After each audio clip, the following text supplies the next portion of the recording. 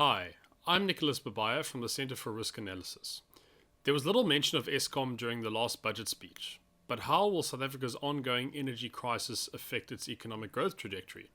David Ansara from the Centre for Risk Analysis discusses this in a conversation with Bronwyn from Discourse ZA. Have a look. I suppose the question around infrastructure is not too far removed from the questions around state-owned enterprises, because we do know that they have, of course, been bugbears across many people's minds, and very many different segments of South African society are looking at the value that our SOEs are delivering in exchange for what they are costing us. So obviously you allude to the fact that perhaps investing in infrastructure shouldn't be the highest priority right now, but the electricity question definitely is one that it can't be ignored, and there's definitely an argument to be made that we should probably be spending more money fixing that, or at least looking at new sorts of policies that allow us to sort of open up the ability for municipalities, individuals to generate their own electricity there. But what are your views on what this budget had to say about the future funding and future returns? Because state-owned enterprises are supposed to be assets, they're not supposed to be liabilities going forward. Do you have any confidence as to, firstly, that the budgets that have been tabled will be stuck to, and secondly, as to whether these are prudent decisions that are being made, or is there room to improve our budget score from the 2 you gave it earlier by looking at some of the ways that we play with those SOEs?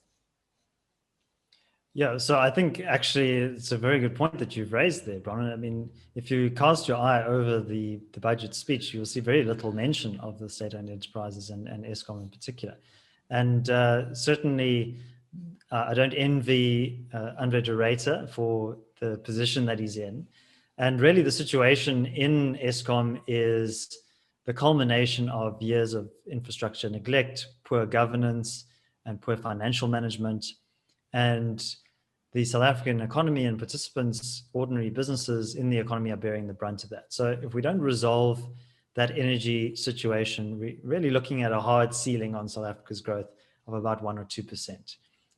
Given particularly our reliance on the mining industry, on manufacturing relies very heavily on constant electricity supply.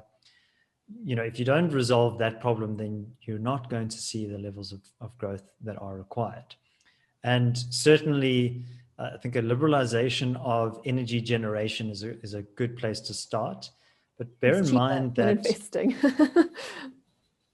Yes, yeah. For a start, if budget is the problem. Exactly. And so if you can push that risk onto other private providers and let them take that risk and pursue the profit motive, I think that would go a long way. But I think a wholesale unbundling of Eskom at this point, also just bear in mind the governance problems that have existed there.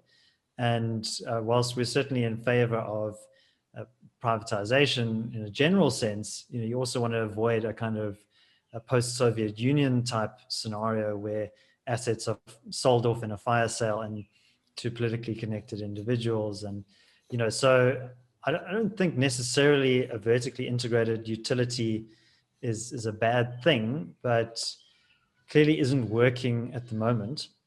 And I think crowding in private generation capacity, I think, would be good for security of supply. But remember also, not all renewable energy initiatives like windmills and solar farms and those sorts of things can give you base load capacity.